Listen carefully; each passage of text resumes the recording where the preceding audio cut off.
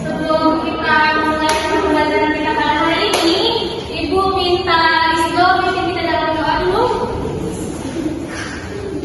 Sebelum kita pembelajaran hari ini, kita ingin berdoa kalian masing-masing berdoa di mana.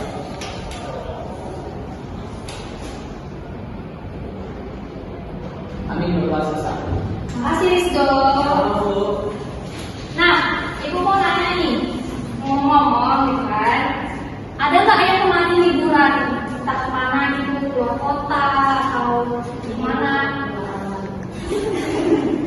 Liburan gimana nih? Keluar alam. Alam apa itu? Nah, kemarin kan kita liburan ya, sebelum pertemuan terakhir. Ada yang masih ingat nggak pembelajaran pertemuan terakhir itu apa? Kita bahas apa itu? Potensi sumber daya alam, Bu. Nah, potensi sumber daya alam. Rizdo, potensi sumber daya alam itu jenis-jenisnya apa aja?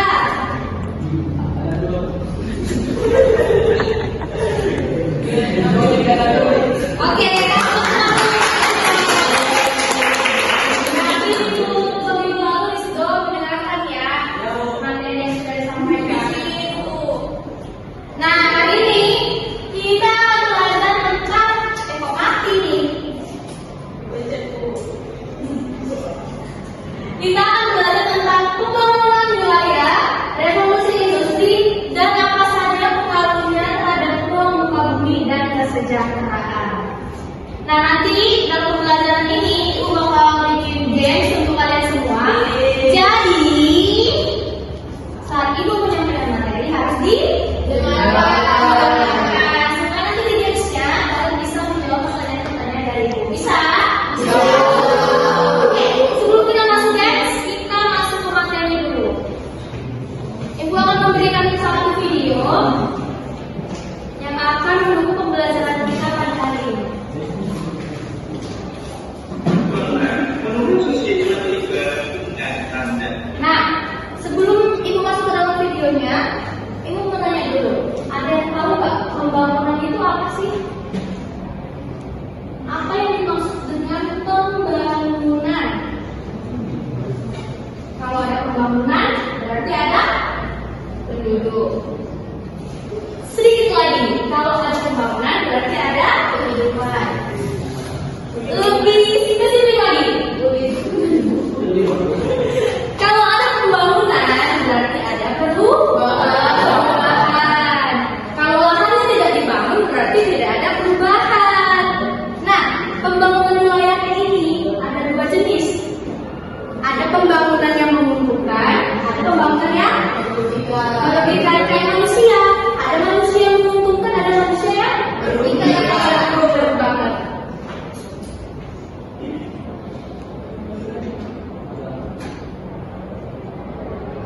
Kita kembali dari Komite Nasional Kemajuan. Nah, seperti yang dibilang tadi, pembangunan adalah suatu proses yang menciptakan pertumbuhan, kemajuan, perubahan positif, atau penambahan komponen fisik, ekonomi, lingkungan, sosial, dan juga demografi. Perubahan positif antara sejarah dan juga demografi. Beberapa yang ada Nah, ada beberapa karakteristik pembangunan. Pilih, boleh baca apa saja karakteristiknya? Yang pertama, suatu proses yang dalamnya ada pertumbuhan ekonomi dan kemajuan berbagai dan yang kedua, menggalakkan perubahan yang menyeluruh fisik dan fisik. Yang ketiga, bertujuan meningkatkan kesejahteraan warga suatu bangsa dan masyarakat-masyarakatnya. Dan yang keempat, mewujudkan peningkatan kemajuan kehidupan sebuah masyarakat, teknologi budaya dan lain-lain. Nah, ada 4 karakteristik dari pembangunan. Yang pertama yaitu seperti yang dibilang Firly tadi, suatu proses yang di dalamnya ada pertumbuhan dan juga kemajuan di berbagai bidang. Nah, di bagian 4 dikatakan bahwa mewujudkan peningkatan kemajuan kehidupan suatu masyarakat, baik itu iptek, sosial budaya, dan lain-lain. Coba Rizdo, kasih Ibu contoh dari pembangunan dari iptek.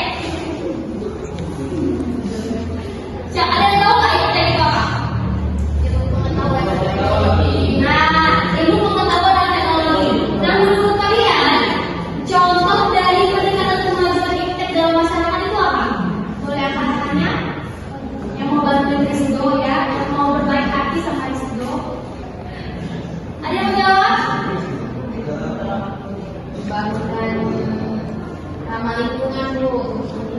Ramah lingkungan contohnya?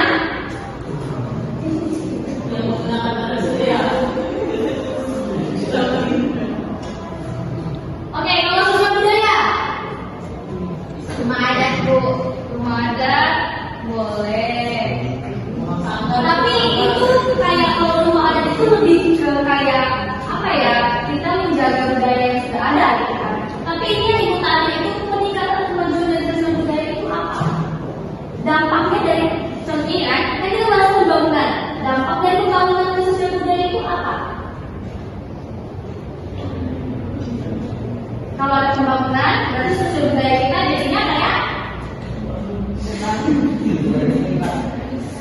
nah, contohnya itu karena adanya pembangunan baik itu dari impact, teknologi, terus kayak kita nengok di Instagram, di sosial media, kayak sosial budaya kita yang tadinya kayak di Indonesia itu bajunya kayak tertutup, nengok budaya dari barat, bajunya kayak udah mulai agak terbuka.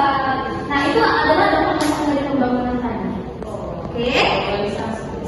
Ekonomi dan kemajuan perubahan budaya. Pengetahuan Paradigma pembangunan.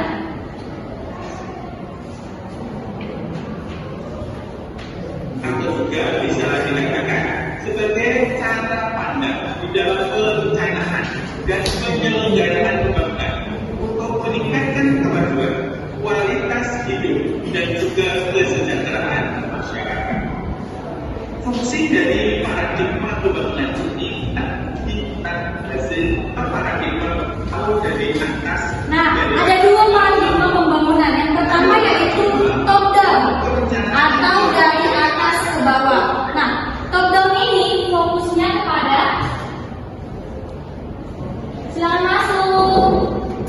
Nah, kalau terlambat, sekali lagi terlambat ya. Nah, kalau top down ini dia paradigma yang direncanakan oleh atas, namanya dari top.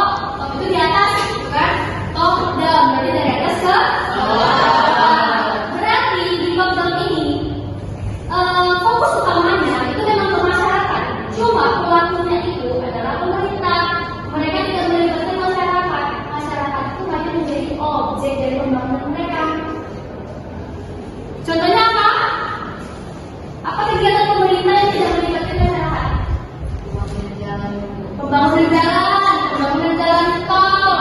Itu mereka karena pemerintah yang mengerjakan, tidak melibatkan masyarakat. Bukan kepada bawahan.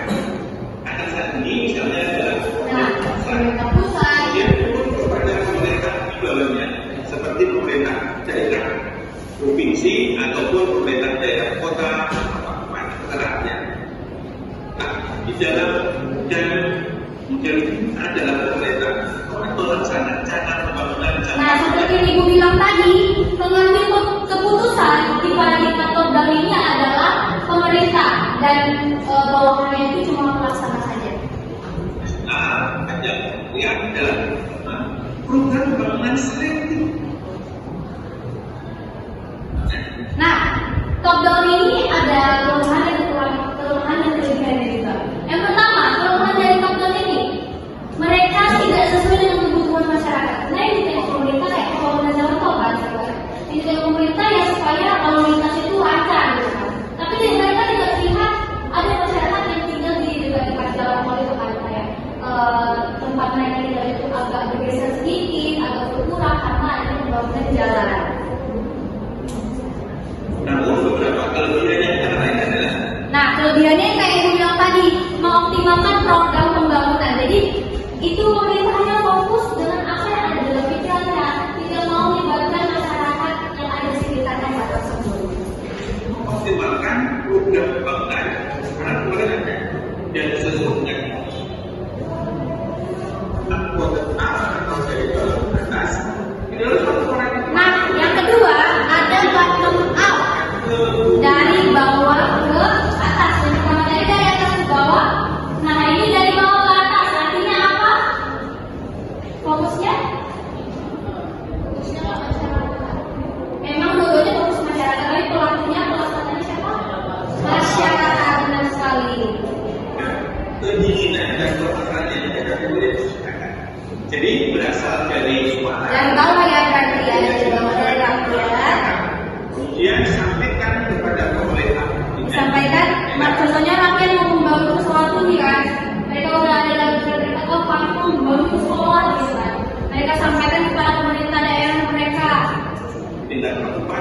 kemudian sampai ke provinsi dan akhirnya ke pemerintah. Barulah disampaikan ke pemerintah pusat dan akhirnya pemerintah sekolah pun harus jadi. Program tidak bisa dikatakan sebagai perencanaan pembangunan yang disusun berdasarkan kebutuhan masyarakat. Nah, jadi kalau program ini disusun sesuai dengan kebutuhan masyarakat, beda dengan top down tadi. Kalau top down tadi sesuai dengan kebutuhan pemerintah, sesuai dengan kebutuhan kota tersebut, sesuai dengan kebutuhan wilayah tersebut. Tapi kalau dia bottom up, dia sesuai dengan kebutuhan masyarakat. Jadi pelaksana utamanya itu masyarakat. Jadi masyarakat itu bukan hanya sebagai objek, tapi sebagai subjek dan sebagainya. Nah, ada beberapa kelebihan dari bottom up. Program pembangunan tepat sasaran dan sesuai dengan kebutuhan masyarakat. Seperti yang Ibu katakan tadi, karena ini sesuai dengan kebutuhan masyarakat, maka program pembangunan itu tepat sasaran gitu. Beda kayak top down tadi. Kalau top down tadi tidak sesuai gitu dengan kebutuhan masyarakat. Kebutuhan masyarakat itu tadi mereka mau wilayah lingkungan mereka itu lebih luas. Cuma pemerintah melihat, oh di sini harus dibangun lalu lintas yang bagus. Oh di sini harus dibangun jalan tol supaya lancar gitu lalu lintasnya. Tapi kalau bottom up dia tepat sasaran sesuai dengan apa yang sudah direncanakan. Nah di sini juga kalau di bottom up ini masyarakat itu lebih kreatif karena mereka memikirkan sendiri apa yang perlu bagi kehidupan mereka.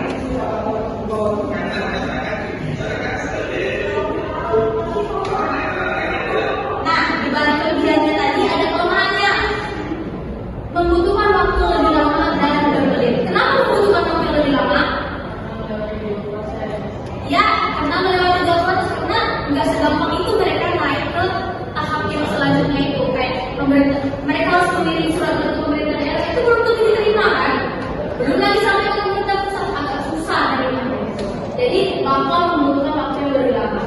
Dan hasilnya tidak sesuai dengan program pemerintah karena tadi fokusnya adalah masyarakat, sesuai dengan kemauan masyarakat.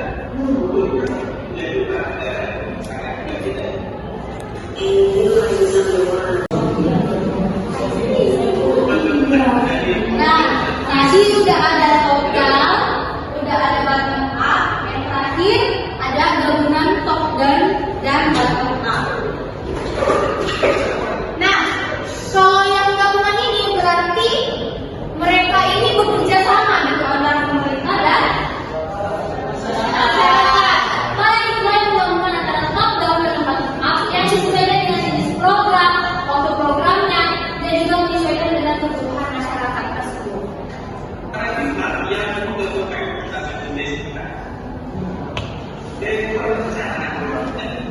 Nah, kalau di gabungan ini perencanaan programnya itu sudah didiskusikan dengan masyarakat. Jadi pemerintah dan masyarakat itu saling berdiskusi, mereka akan melakukan kegiatan apa.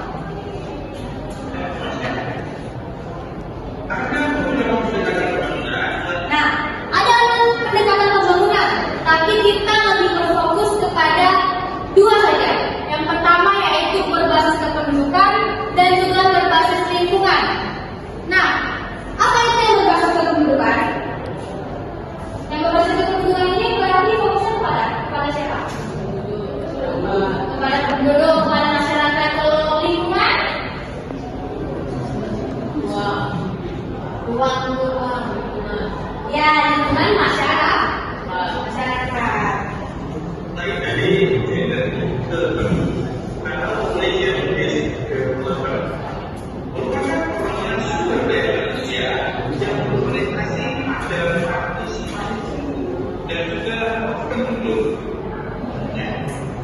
Nah, seperti yang dikatakan tadi, kalau pembangunan berbasis kependudukan ini fokusnya kepada pendudukan dan pembangunan ini lebih menekankan kepada sumber daya manusia dibandingkan peningkatan infrastrukturnya.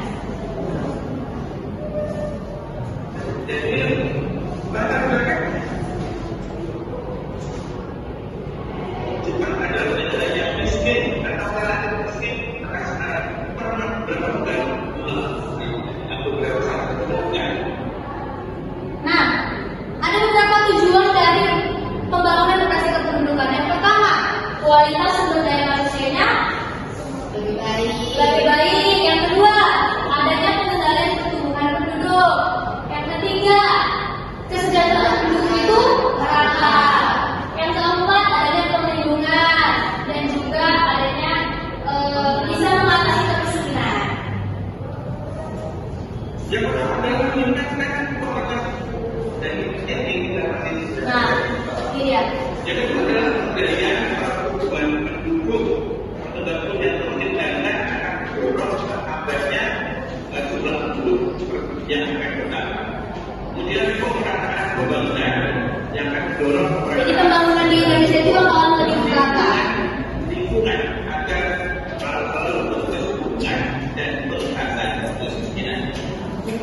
implementasi dari kawasan ke penerapan dan Nah, menurut kalian apa contoh dari pembangunan berbasis kependudukan?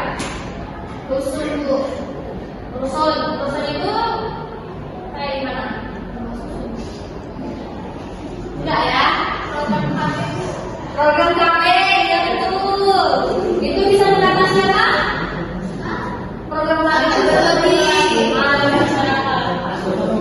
Bisa mendapat kemiskinan karena kalau mereka yang berkekurangan lebih baik menggunakan Habis. pintar sekali.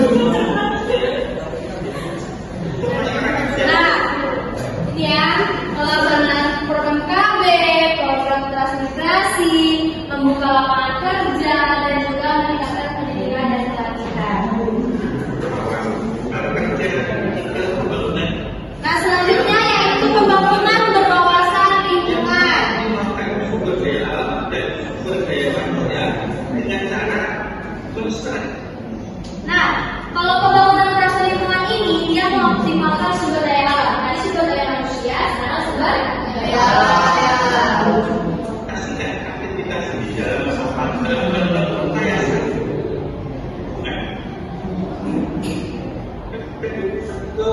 Efisien, efektif. Ada beberapa tujuannya, yaitu kita bisa memanfaatkan sumber daya alam yang sudah ada di lingkungan kita, seperti pelajaran minggu lalu, potensi Indonesia sumber daya alamnya itu banyak ya. Jadi dengan adanya pembangunan berbasis lingkungan, maka kita bisa memanfaatkan semua sumber daya alam yang ada di sekitar kita. Dan yang paling penting yaitu terjamin keterkaitan dan konsep perencanaan, pelaksanaan dan juga pengawasan. Itu kan ya. Ada yang tahu nggak contoh implementasi dari pembangunan berwawasan lingkungan? Jika terjadinya kerusakan yang besar, Contohnya apa? Dikatakan apa yuk? Kalau tadi berwawasan kependudukan itu KB, kalau lingkungan apa? Ibu kasih dulu deh. Kalau penerbangan pohon sembarangan, reboisasi, betul sekali. Bisa melakukan kegiatan reboisasi ya. Nah, menggalakkan reboisasi atau penghijauan. Jadi kalau memang kita membutuhkan gitu kan, kayak untuk buku itu membutuhkan kertas itu dari mana? Dari pohon. Berarti kita harus menebang pohon. Tapi kalau kita menebang pohon harus ada kegiatan menanam kembali. Yang disebut dengan reboisasi. Yang kedua, gerakan bersih lingkungan. Biasanya dilakukan penduduk setiap satu minggu ya. Ada gotong royong dengan masyarakat, dengan pemerintah daerah. Yang ketiga yaitu pembuatan tata ruang dan pendekatan AMDAL. Jadi tadi kan udah ibu jelaskan nih, ada banyak banget, ada implementasi dari kependudukan, implementasi dari ada pendekatan-pendekatannya. Nah, ibu kan udah kirim link ya, ada link gizi dan ibu kirim ke grup kita. Nanti kita bakal kerjakan dan nanti yang skor yang paling banyak, ibu bakal kasih reward nilai plus untuk pelajaran ini. Dan juga di grup kelas kita itu udah kirimkan LKPD. Nah, LKPD ini nanti kalian kerjakan di rumah dan dikumpulkan minggu depan. Minggu depan kita langsung di berapa? Jam 9 ya, jangan ada yang jangan lagi ada yang masih makan bu, masih dari kantin bu, nggak mau ya? Ya bu. Oke, sekarang kita bakal masuk ke, silakan dikeluarkan handphonenya. Kita bakal ngerjain soal yang edukasi Inggris. Ini kan tadi kita udah banyak banget ya membahas tentang pembangunan berkelanjutan, pembangunan yang berpusat pada manusia, pembangunan yang berfokus pada lingkungan, kependudukan. Menurut kalian dari pembelajaran hari ini sebagai siswa, ya kan, apa yang bisa kalian lakukan di